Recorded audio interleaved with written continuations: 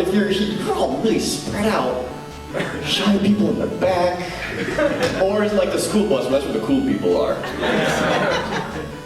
One guy's like, don't.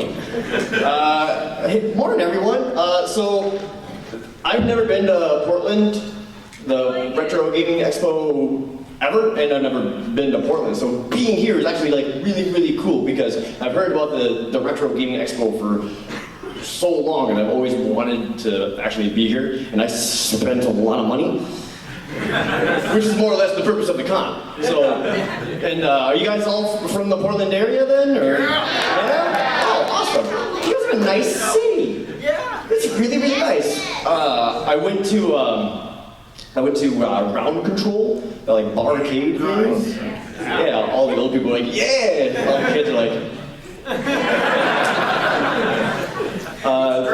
Yeah, that was cool. Voodoo Donuts apparently is a big deal. Can someone explain to me why? Bacon.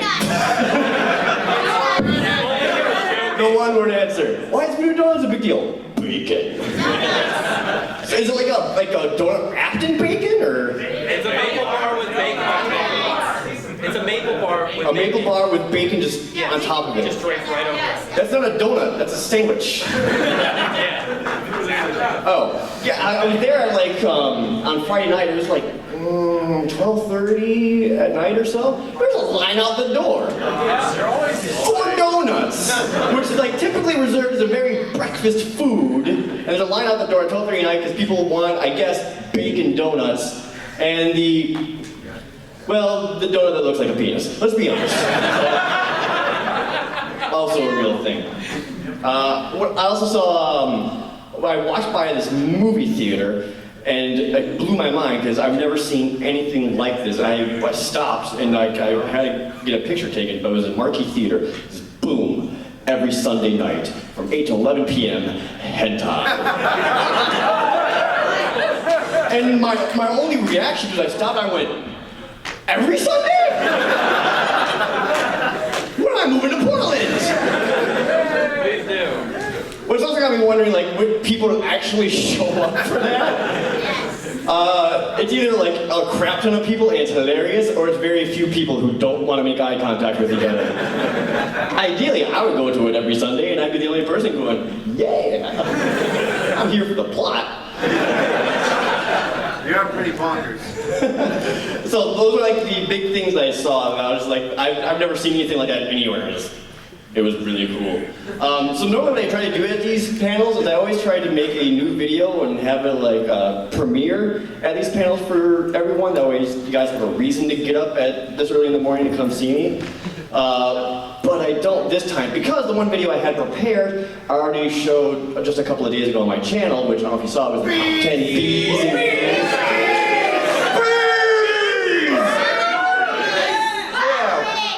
which I've got a lot of complaints about that video, and I would like to address those right now, pertaining to the specifics of bees. A lot of people are commenting, saying that not all of these are bees. Some of them are actually wasps. This one, they actually even say a hornet. Thank you very much.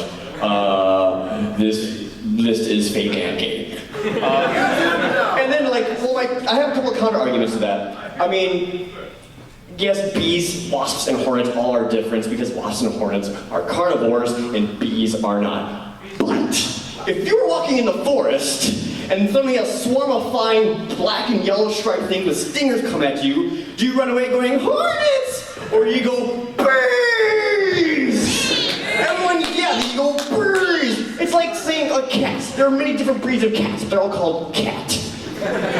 So like all the flying things, they're all bees. They're all part of the Homotera family of insects, if you really want to get specific about it. So they're like all in the same family. That's fine. It's like, you don't be so picky about it, they're just bees, okay? So, and then other people are saying like, well, you missed this bee, and this bee, and this bee. Like, where's the bee from Secret of Mana? Where's the bee from B-52? Or where's the bee from from Conker's Bad Fur Day. Sure, but I would love to hear your argument on how that bee can out-bee the other bees on that list. I mean, sure, like the Conker's Bad Fur Day bee, very funny moment, but does he instantly murder people? No. The Secret of Mana bee sucks. Like, it's just a crappy generic enemy. The only thing cool about it is that when it dies, it explodes into a human skeleton. That's how it works. Right, that's science. That's how it works. Science. Nintendo logic. Yeah, exactly, Nintendo logic. So there's bees everywhere that it didn't include. There's other bees I wanted on the list, but either forgot about or couldn't get on there. I don't know if you guys ever played Evo on Super Nintendo, but there's this bee boss. It's a giant freaking bee with fangs. And they're like, not like tiger fangs, they're like all in every direction fangs. Like several of them, it's terrifying.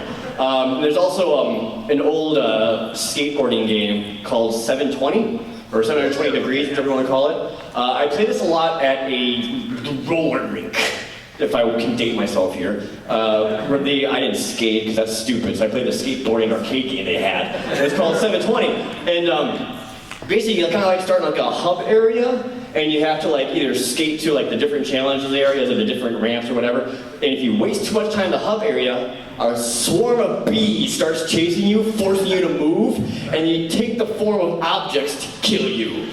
So you'd be like skating around, so it's a swarm of bees, and then it's a bee hammer, which is already terrifying. And I was like, 4 or something, he's going, ha ha ha, skateboarding, bees! I had a trackball, by the way, I was skating. I just realized I was not scratching the DJ turntable, I was skateboarding. Jesus. That was stupid. Too early. Yeah, it is too early. But yeah, being the Portland Retro Gaming Expo is really, really cool because there's a lot of younger people here, and I want to say how awesome that is because I was wandering around the vendors area and seeing a lot of younger people see these archaic devices and like getting excited over it is like one of the coolest things I've ever seen. Like this entire expo is like basically showcasing the history of video games and how it came to be. Last night I was at the panel for, was basically the equivalent of Antiques Roadshow, but for video games, where people just had like really weird video game objects and they would get it appraised by a panel of people. Like one guy had a couple of Sonic the Hedgehog wine glasses from the company Christmas party the year Sonic the Hedgehog got released. He's like, whoa, where'd you find those? He goes, garage sale. Dude. So he had those, and another guy had this like very brown, very worn out folder with a bunch of handwritten papers inside. And they asked him what it was, and it was basically the design documents made by pretty much the dudes who made the Intellivision, telling people how to make games for. Like, this is how the firmware works, this is how the chipset works, this is how the hardware works. And as they're talking about it, one of the dudes who made that document was in the audience behind me. And then he got up on stage and started talking about it, about the Intellivision. And it was a really bizarre experience, because first, like, holy crap, this is one of the dudes who worked on it. And they asked him to come up and talk about the Intellivision, and right away he goes over to the podium and he's like, it takes 1,000 fathers to give birth to a project, but failure is an orphan. And I was like, did I just graduate? I feel like he's given this speech before, but it was still really, really fascinating to just listen to. And hearing him talk about how humbled he was to see that this piece of equipment that he made 35 years ago now is still getting games made for it. He said it's like just an honor to him, and he made a really good point. Really, how many electronic devices still have things still have a use for it 35 years down the line? So many things have changed, and they're always being upgraded. Two old CRT TVs I think are illegal now. You have to have the flat screen Sharp HD ones. Those old ones, they're done. No one does anything with those anymore. But video games, people are still going. Toasters are pretty much the same. But Otherwise, like, the stuff constantly evolving and nobody wants the old stuff anymore. But video games, people want that. So, and that was just really, really cool to see him talk about it, because you see, like, the influence video games have on people, and, like, it really affects their lives. They don't murder people because of video games, though. I want to, for the record, just because I'm playing a first-person shooter doesn't mean I'm going to go to the mall and shoot people up. I mean, they don't have a negative effect. I do think they have a positive effect. I mean, I was I was at a bowling alley where my mom was a bowler on a league. So like when I was a kid, like I was at the daycare center and they always had a couple of games. And one of the games they had was the Teenage Mutant Ninja Turtles arcade beat 'em up, like the first one. Awesome. And of course, I was too young and I wasn't given any money, so I couldn't play it. So I just sat there watching the demo screen over and over. And it was like kind of in a bar area. So I see this guy walk up, and he was probably, mid-late 20s, tattoos, hat, sits down, puts on his drink, lights up a cigarette, puts in a quarter, and up pops that blue screen. Winners don't use drugs. And I watched him just stare at this, just.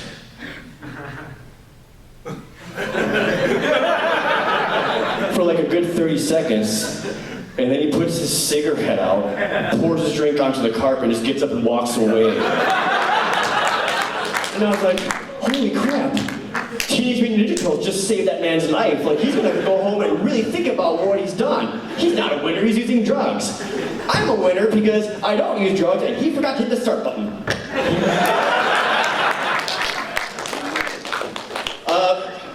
So, I know a lot of people like to do like a Q&A style stuff at this, so that's all I really had prepared, aside from all of that delicious comedy for you. So what we'll do, if you have questions, just raise up your hand, and I'll call on you, and then you can shout it out at me, and then I'll answer it. White tie, printed on tie, with a sober hat? Convincing. Well, later on it's gonna turn. Oh, if you turn it backwards, it says drunk. You have a walking like status ailment indicator. You ever do like the kind of half? You like wake up in the morning after like a long night, you're just like, I'm not sure. Where was that? What's up, man? Dude, last video was the bee's knees, just gotta say. Okay, other issue I'd like to address about the top 10 bees. People are like, where are the bee puns? Where's the clip of Nicolas Cage in The Wicker Man? Where is thousands of billions of comments from the Dr. Bee's Harry Partridge cartoon video? The reason why I didn't have any of those in there is because obviously you all thought of it. I'm not gonna give you jokes that you expect. I'm above that. What was your question? That's right, E minus. Anyway. At least a B plus? No more. Yeah, okay. Okay. So, are you doing more collaborations later on? Because I know Gerard, the completionist, is doing like the collaboration month. Right. Are you like gonna be part of that stuff, or do you have any more stuff that you did with PVG? Yes to both questions. All right. I am part of the Completionist Collaboration Month. I don't know if I'm supposed to spoil that or not. But there we go. Don't worry, until it comes out. It was going to be next week, but someone else wanted to go, had like a scheduling conflict, so he had to be moved up. I don't know if that's been revealed yet either, so I'm not gonna say his name. So I will be the week after, probably. Awesome. I'm not gonna say the game though. Oh. So, but this is a video idea that myself and Gerard have I wanted to do since like January. So like, oh, we gotta do this. Like, yeah, it'd be great. Next year. See ya. So it's one we've been planning for a long time, and it's finally happening. A couple of weeks, it'll be there. Other collaborations with Peanut Butter Gamer. Inevitably. Nothing's really planned at the moment. I mean, he's always doing his hardcore series and his Peanut Butter gameplay channel. I'm not in the Diablo 2 one, because I'm not really a big fan of Diablo 2. I know, that's like naysay, but I don't know, like the hack and slash loot fests I don't really get into. So I like Diablo 1 the most just because I hacked the crap out of it. Like everyone did. It was hilarious. But yeah, Diablo 2 I didn't get into, Diablo 3 I didn't really get into, but anyway. So I think the next hardcore series after Diablo is what I'll be in. I don't know if he's gonna post the rest of it, but he also did the Mine Z Minecraft videos with myself, PBG, and Mick Jones. It's not hardcore or anything, it's just us messing around in Mine Z. If you haven't seen Mine Z, basically someone made a Minecraft mod that's DayZ. So you're running from zombies, you have to get food and water and be stealthy and all that. And we try to go to a floating island. That's not a good idea. Nope. Was not a good idea. So I know 2 parts got posted, and I think with Diablo Hardcore kind of going, I don't know if he's going to get back to it, but so that's technically still active, but those are out there too. Awesome. That was a very long-winded answer, but yes. All right, thanks for the question, man. All right, Mario Hat.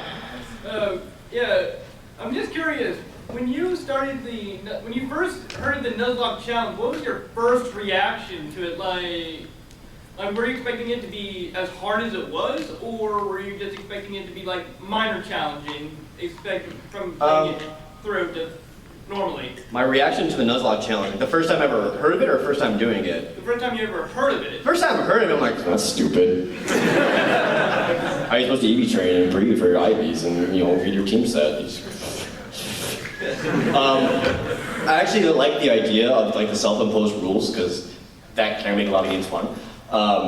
So I always liked the idea, I just never really did it. I've seen some really funny comics about it too. Some sad ones, but also some really funny ones. But then actually doing it, much more difficult than I expected. Because Rattata. It's freaking, hey, well, because you see your Rattata, and having played Pokemon for so long, you're like, whatever, Rattata, you're just gonna get killed. Boop, boop, boop. Crit Hyperfang. And I'm not used to that feeling, because you see Rattata, like other tiny adorable ones. Like the ones you see in the first route, you're like, you're dumb. I'm gonna insta kill you. Except for Rattatas, because apparently they are weapons of mass destruction later on in life. So. And Diglett. Also Diglett was not my fault for the record. It was a crit magnitude 10, dude. What's it supposed to do? I mean, you killed marbles. That was my fault, yes.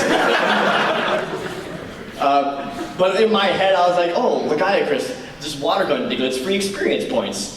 Not Diglett so fast he'll good to go first and instantly kill anything I have. Which, by the way, Pokemon X and Y come out like next weekend. So pretty much that Sunday morning, I'm going to wake up, go get my copy of the game, go home, and start streaming it. So I'm going to play that crap all day. Or until I die. I don't plan on doing very well. I don't anticipate going well, so. What about Burden? Were you, Burden? without being like your YouTuber stuff, were you actually glad to get rid of him? Yeah, I don't like Snorlax. I feel like I don't like him. That's all.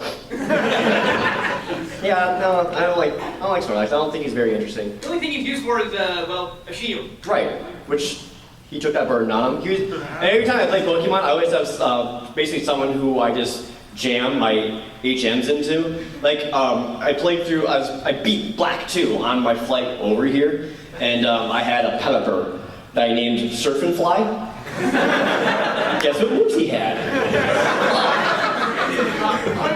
Dig. He surfed and fly. I did not use him in battle at all. I was like, dude, I just need you to surf and fly. Don't look at me. and like when Ruby and Sapphire came out, my HM slave was an Aeron, like a little tiny steel ground dude, because he could have strength, cut, flash, rock smash. So he had like all of those on him. But he's also actually a cool Pokemon. I'd rather use that than Pelipper. But anyway, thank you for your question. Let's get some more. Red shirt with the jacket.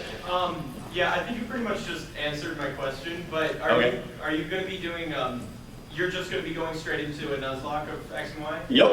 You're not going to be playing it at all before you start? Nope, I'm going into Pokemon Y completely blind. Like the moment I unwrap it and put it into my 3DS is the moment the Nuzlocke challenge starts. And did you buy the $300 capture card for your 3DS? I do have the 3DS capture card now, yes. Okay. Thank you to all the very kind people who were donating over the Twitch channel to help support that, which is very humbling, by the way, and awesome because I have it now and it works great. I got the audio cable for it too. I was doing some tests. In the Bees video, when I showed Queen Bee and Mario Kart, that was me using my 3DS card. Oh, that's awesome. Yeah, so that was me actually playing and showing off the Queen Bee. So that was also me kind of going like, oh, how does this work? But I got it, so I'm excited about that. I don't know how I'm going to set up the stream with like a template or anything, just because of the double screens will be weird. But yeah, I have that ready to go and excited. Wish you luck. Thank you, man. Holding the Game Boy phone. Yeah. Yeah. What made you start ProJared? Like the first 2 worlds review, what to think, oh, I hate this game, gotta review it. That's it. Well, the reason I first did a video on the first ProJared was on 2 Worlds 1. And that was actually a video I wanted to do a year or two beforehand. I think it was a year. Was it 2007 that 2 Worlds came out? Yeah. None of you guys know that. I'm pretty sure that's when it came out, and like I hated that game, and it's like I just want to make fun of it so bad. And I did every day with like my GameStop buddies, because we all played it, because we were all suckers. And then, a couple years later or whatever, 2 Worlds 2 was coming out. And I was like, there's no way that's going to be good. No, I won't buy that in a second. And I kind of, and then when like 2 Worlds 2 was coming out, I was like, wait, if 2 Worlds 2 comes out, I can't make fun of 2 Worlds 1. I have to be prompt about this. It's got to be relevant. So I quick made the 2 Worlds 1 video. I was like, boom, 2 Worlds 1 is done, 2 Worlds 2 next month, boom, make another video. Then the game got delayed. So 2 Worlds 2 got delayed until the February of the later year, and I was like, well, I already started this one video series and people like it. I can't just wait until 2 Worlds 2. So I did a PlayStation Move and the Kinect. Yeah, I wanted to make fun of it really, really badly. That's all it was, because I hated the game, and it is funny. So, there you are. And then the rest is history. So, thank you, man. Let's go way in the back. So, do you think that Conker's Bad Fur Day would not be as popular as it would be if there were no curse words and it was just a regular rare game? For Conker's Bad Fur Day, if it didn't have the adult content, no one would care about it. Like, there actually is a couple of, I want to say alpha footage of the original Conker's Bad Fur Day. I've even seen, they had like screenshots of it and stuff of it in Nintendo Power back in the day too. It just looked like a little cutesy platformer. Again, like Glover, or Jax, or Chameleon Twist, or Donkey Kong, or Banjo-Kazooie, which Rare recognized there's 1,000 billion of. So they're like, you know what this game needs? Poop jokes. And I'm glad they did. I always actually really like the multiplayer mode in that one. The one I actually really liked was, I think it was called just Beach or something, where you either get to play as the teddies in a sniper tower, a Gatling gun, or a bazooka, shooting at the squirrels running from the beach to safety, and you have to stop them. Just like, because they can't fight back. They're literally just in like trenches, and they can't run anywhere, and you're just picking them off one by one. Like a kid with a magnifying glass to ants. So to answer your question, yeah, if Conker's Bad Fur Day was still cutesy, no one would care. Go back and play Diddy Kong Racing, select Conker and hear his voice. Completely different, because, in the game, Conker, by the way, the Conker's Bad Fur Day voices were all done by like one guy and one girl, that's it. So that's why they all kind of sound the same. So in Diddy Kong Racing, Conker's all like, I'm Conker! And it's like, what? And then like 2 months later, he's all like, glug, glug, glug, urination. So, thank you for your question, man. Let's get right in here. Get the blue bag. Which Legend of Zelda series do you like the most? Like, game? Which Legend of Zelda game do I like the most? A Link to the Past. Like, that is my favorite one, and that is the best. I actually had a friend of mine have a Facebook post just a couple of days ago, just saying, just for a topic of conversation, he goes, all right, guys, Link to the Past versus Ocarina of Time. Why? Go.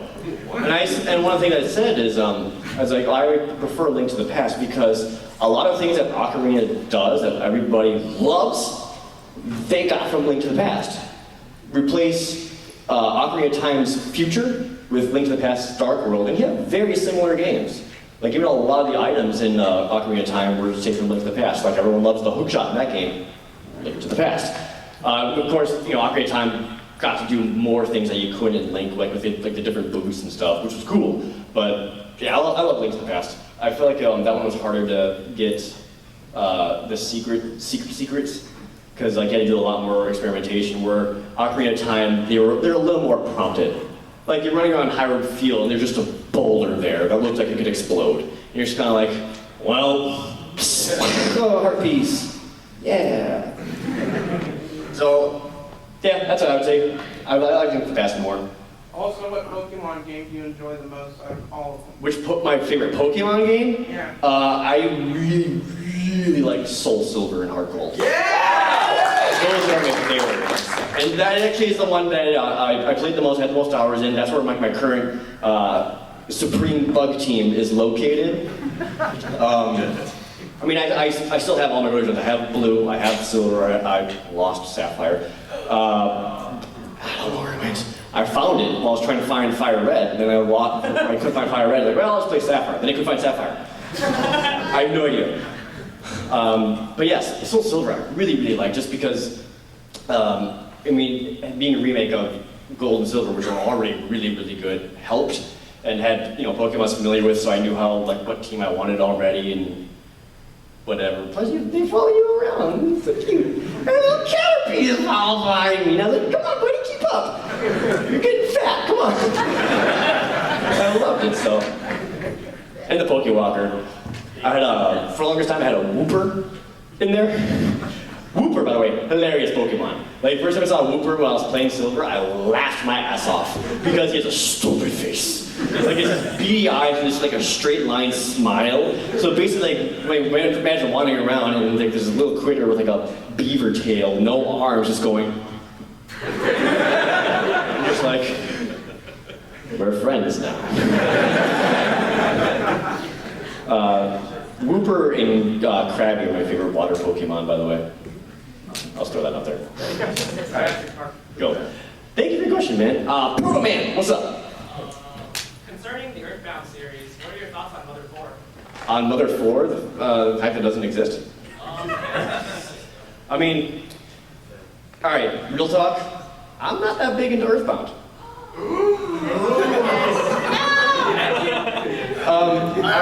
I've tried to play it several times, and back in the day, and this is pretty much the general consensus when Earthbound released, is that it wasn't very good.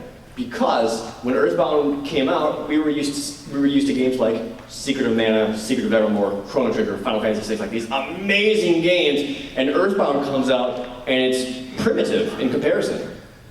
And like you could argue the art style or whatever in the battle scenes or whatever, but yeah, compared to what else is, like, it just wasn't as good as the other things. Now looking back on it, obviously it has its own distinct style, but at the time we were like, this is stupid. It looks like kids' games, and the animations and battle are boring and weird jokes.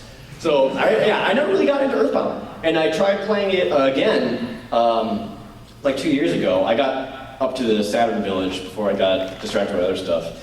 And I ended up enjoying it a little bit more than I did back in the day. I'm still not like super sold on it. Like, I do love the fact that it is I praise it for a couple of things. One is its contemporary setting. Like, what other RPG does that? Like, you know, you're a kid and your weapon is a baseball bat and a yo-yo. He's shooting fireworks.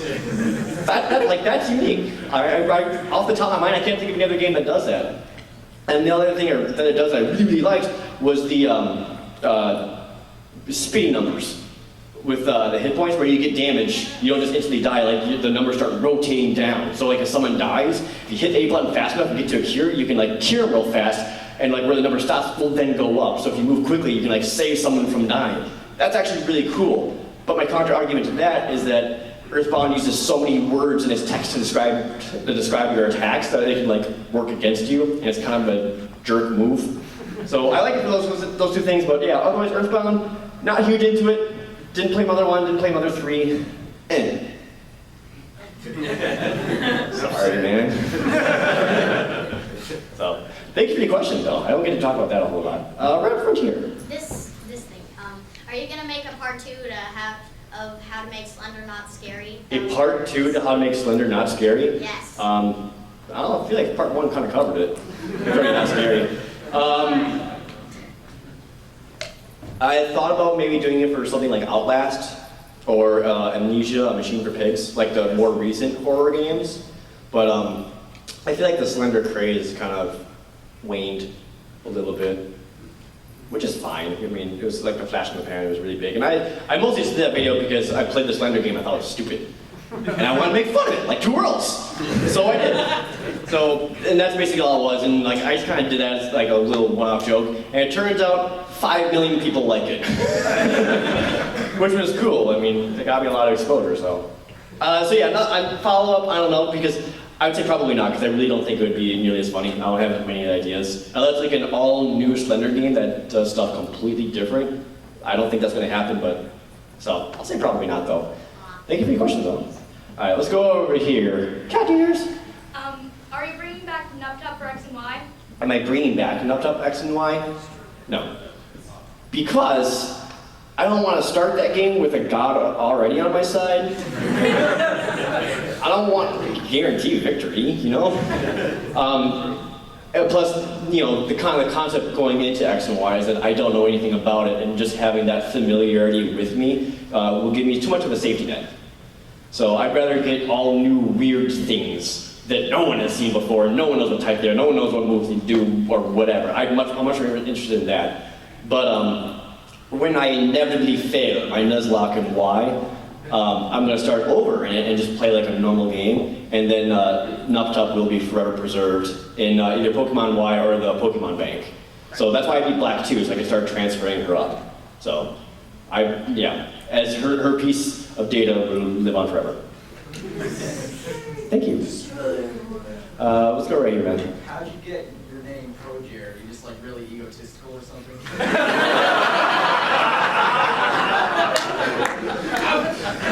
Damn, dude! Were you egotistical or something?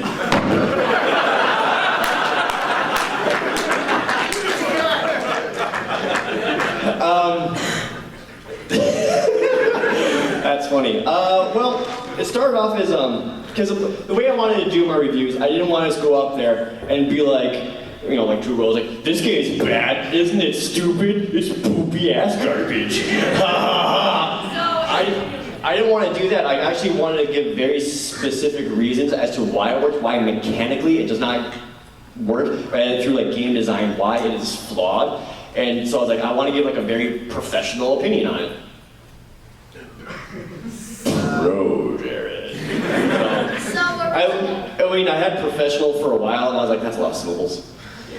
So I just shortened it. That's all it was. And because I love myself. That's a good question, though. I've never been asked that. Thank you, man. Yeah, what's up, dude? Alright, so in the Final Fantasy Mystic Quest game, also in the first highlight and in World of Tanks, you absolutely murder the fuck out of trees. Right. You murder the shit out of nature, and your exact words are, fuck you, nature. Correct. What is it like being in a state where you're surrounded by the damn things? In Texas? No, in Oregon. There's just so many fucking trees here. Well, I actually grew up in Green Bay, Wisconsin. So, like, that's where I'm born from. So that's where the... Yeah! What are you doing here? Actually, where my parents' home was growing up until I moved out was a very, very wooded area.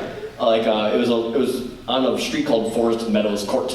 So like we had like a grove of trees right in front of us. Had like a huge forest behind me and a farmer's field of corn right behind that too, and a huge yard. So we would like play paintball on that farmer's field. Now we'd go into that forest, and I would find some weird stuff. Like I came across like just an abandoned junk pile of a car, a gas pump, and a bunch of rusted metal. It's probably still there. No one's claimed it, and I don't know why it's there, but yeah, I just find random junk like that in the forest, and I would keep going down this path, and I keep finding spots and spots and more stuff. I found a burned down shack. Just the roof was left. Everything underneath it was like burned wood with like a single electrical wire going to it. It's like they did an electrical fire and burned down, but whatever they built that roof out of. So growing up, I was around trees all the time. Going to Texas, no trees. So here, it's actually kind of nostalgic. It's nice. Yeah, like, I miss seeing green. Are you gonna flatten one with a tank? What's that? Are you gonna flatten one with a tank? I'm gonna flatten one with a tank? No, maybe Texas. They barely have any trees. They don't deserve the ones they have now. Yeah, what's that? Do you mind if I get one last one in? What's that? With the Pocky and Rocky video that Pocky you did Rocky? with PVG. Yeah. that part where he kind of sneaks up on you and you're like, oh, Jesus, was that done in one take? Was it? Because, I mean, when you did that, I swear, I fell out of my chair. I think we did it a couple of times. I don't remember which take that was. It seems so real. Thank you. It really does. I'm that good of an actor. Because I love myself. Yeah, I don't remember, to be honest. I know we did it a couple of times, but I don't remember which take that was. But I'm glad you thought that was funny. Jokes. Alright, thanks, man. Let's get someone over here. Brown trench coat looking thing? Why not? Okay. Have you ever gone back to the bootleg Crystal Burger game? Have I gone back to it? Not yet. I just played that one time on the stream, and then with like Y coming up, I don't want to cross the streams.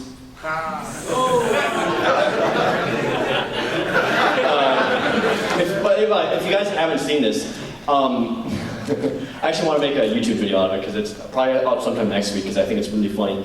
Basically, in my P.O. box, someone sent me a copy of Pokemon Crystal, like complete box. I was like, oh my god, this is awesome! And I took it home, I'm looking at it, and I got really confused because it says Game Boy Advance. And I'm like, that's weird, it's a Game Boy Color game. Hold on a second, and I open up the package, and sure enough, it says Pokemon Crystal, but it's on a Game Boy Advance cartridge. And I start looking at the manual, and it's the manual for Pokemon Emerald. And I'm like, hold on. I pop it in, I start playing it. It's a bootleg Pokemon game, and it's the funniest thing I've ever seen in my entire life. Like, it actually, like, basically takes Fire Red and Leaf Green and recreates, like, Pokemon Crystal. Like, you actually start in New Barktown, you start with Cyndaquil, Totodile, or Stupid Face.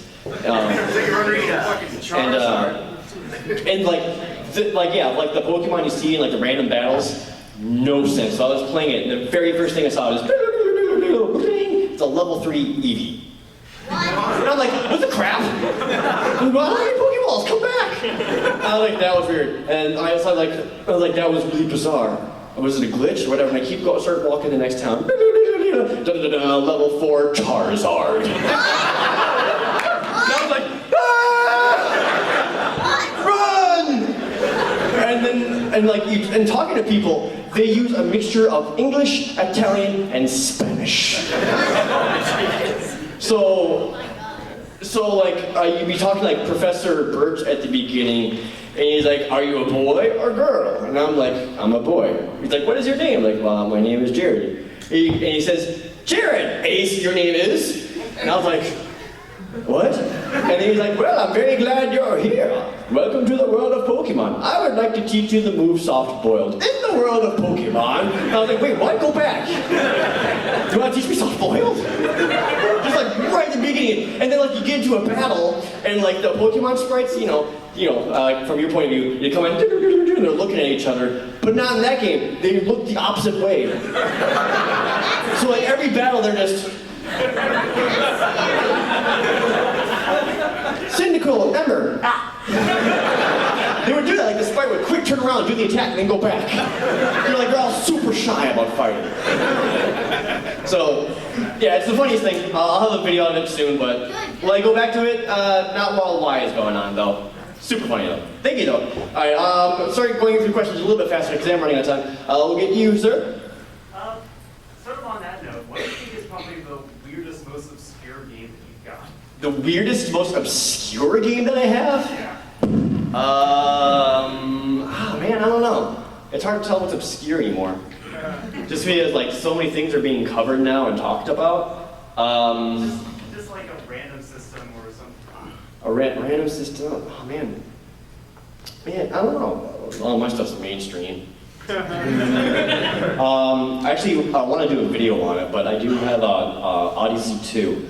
And there's an Odyssey 2 game, I can't remember the name of it now, but there's pretty much 2 games that did this. It's basically an Odyssey 2 game that's also a board game. So like the game itself has a larger box, and like inside is like this board game with pieces and rules and all that, and you play this board game while you use the Odyssey 2 game to go through it. And it's super fascinating. So take that, Seen It, by the way. They're using the video and board game way before Seen It did. Seen It, Twilight, or whatever. So, I want to do a video on that just because like I've never really seen it before, and I think that'd be I think it's gonna be really fascinating. So I'll say that. I can't remember the name of it though. They actually have the other one somewhere in the hall, so check it out. All right, thank you, man. Green hat over there. What's your opinion on doing a randomizer Nuzlocke? Opinion doing a randomizer Nuzlocke? It would have to be like very defined randomizers. I don't like the randomizers like, oh, you start off with a Mewtwo. He's part rock and part fire. He learned Solar Beam. Congratulations. Now he learned Metronome. Congratulations. Now he learned Aerial Ace. Like I would do the randomizer where like the random encounter is completely different. Like starting out with like a level 3 Eevee. Like that would be cooler. Like the stuff where it's like, oh, you use Taco? Surprise, it's a power 80 fighting move now. That's really extreme. So I would make sure like what I would encounter is completely different. Again, just so you get different Pokemon onto the Nuzlocke team. I would be more interested in that, but I don't know if I'll ever do one. And what's your favorite Pokemon attack? My favorite Pokemon attack? Yeah. Giga Drain. Giga Drain, Solar Beam is cool. Bug Buzz is also super handy. Butterfree's Silver Wind is one of the best bug moves just because if it procs, all your stats go up, but very few people get to learn it. X-Scissor. I like X-Scissor a lot. Bug's your favorite type? Yup. I do bugs. Thanks, man. Over here. What was it like working with the Game Chasers? What was it like working with the Game Chasers? It was very cutthroat. Like kids racing to like the cookie jar first or something. So like we had all these boxes, like all the boxes there, and then you know myself and Heidi's like, oh, let's go see what they have, and like Billy and Jay, like without hesitation, just right away, just like they're walking fast, but they don't want to make it obvious they're racing towards it, so they got like the huffed out chest, and they're like walking on just the front of their feet, just boxes. So like they really get at it because like their whole mindset is like if you get your hands on it first, claim it. So like they go for everything first. So that was like a weird experience, just because they're all just. And then you go and win the Intellivision. No, I didn't. Heidi did. Oh, Heidi. And then she also got the TurboGrafx 10. So even they're all like, go, go, go, go. The tortoise and the hare story really suckers. So yeah, that's what I was like. All right, thank you, man. Right here. If I wanted to get a friend into your channel, what videos should I show them? If you want to get a friend to my channel, what video? For the funny ones, what do I like? I think Pocky and Rocky's fun. Mystic Quest, and Alone in the Dark, in that order. There you go. Maybe like the Monster Hunter review for my smarter side. There you go. All right, I got a couple more minutes. So let's go way in the back there. If there was a fighting game that's coming up that you're interested, such as the new Smash Brothers or the new Guilty Gear Xrd Sign, what do you look for? I mean, are you interested in the new ones that are coming up? In fighting games, I'm actually not a big fighting game player. I enjoy some of them, like Marvel vs. Capcom 2 is one of my favorite ones. I enjoy Smash Brothers, Soul Calibur 2. Tatsunoko vs. Capcom I really, really like. But yeah, stuff like the Street Fighter 4, the new Guilty Gear, the Persona fighting games. Not my thing, honestly. Like, because I enjoy playing them, but not to the point where like I'm so good at competitive, but not like absolute trash where you just hit buttons the whole time. And all the people I play fighting games with are so good they're competitive. So I'm the scrub. So yeah, I don't get into the fighting games as much, to be honest. Sorry. Thanks for the questions though. We'll go right here with the Wicked Beard. If you could add one feature to games universally, what would it be? One feature to games universally? Yes. Smell gameplay. Like the scratch stickers in the Earthbound instruction manual. Playing Conker's Bad Fur Day, you're fighting the Great Mighty Pooh. Suddenly that boss fight's a lot harder. That was going to be a joke, I'm sticking with it. Thank you, man. All right, a couple more questions. We'll go right here. Do you have any games planned for any ProJared reviews? Yes. I have a whiteboard of games I want to do, and the Top 10 Bs video that just came out is one I had planned since December of last year. Wow. I'm in another top 10 that I really want to do. I think would be really fascinating and kind of eye-opening for some people. It's not going to be as humorous. It's more of a serious list, but so I want to do that one. And my next ProJared video is going to be another game that happens to have bugs in it. That's all you get. Thank you, man. Right in the center here. Yeah. What's one of the biggest guilty pleasures you have in gaming? My biggest guilty pleasures? Yes. I've had an answer for this before, and now I can't remember it. Dang it. I'm blanking, man. I'm sorry. A buck bumble. Bump to the beat, to the bump to the bass, bump to the beat, buck bumble. Just that. I don't have a good answer. That sucks. I suck. I'm sorry. Ask me later. If I can think of one, I'll let you know. All right. I will stalk the rest of the day. All right. Thank you, man. All right. And over here with the goggles. Yeah. What do you say in your opinion is the best, worst, and most average game you play? The best, worst, and most average game? Well, two of those questions are easy. Best is, always subjective, but my favorite game of all time will always be Final Fantasy VI. So, I absolutely adore that game. The absolute worst game I ever played is Drake of the 99 Dragons. That is the worst game I've ever played. Most average, kind of a broad spectrum there.